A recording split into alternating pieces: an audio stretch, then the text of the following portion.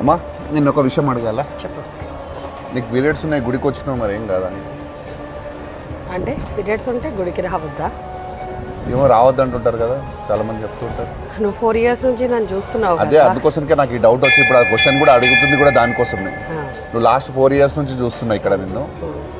నువ్వు పీరియడ్స్ ఉంటే గర్భగుడిలోకి పోయినావు, అమ్మవారికి అలంకరణలు చేసినావు, ప్లస్ మరి అన్నీ చేసినావు, మరి నీకు ఏం జరుగుతలేదు. దానికోసమే చాలా మంది భయపడుతున్నారు, దానికోసమే ఈ క్వశ్చన్ అడుగుతున్నాను. 100% నువ్వు చూస్తూ వస్తున్నావు. నేను స్వయంగా అమ్మనే ముట్టుకొని వాళ్ళకి అభిషేకం చేసిన, అలంకరణ చేసిన, వాళ్ళకి నైవేద్యం పెట్టిన, అన్నీ చేసిన నేను పీరియడ్స్ ఉన్నప్పుడు. అసలు పీరియడ్స్ అనేది తప్పే కాదు.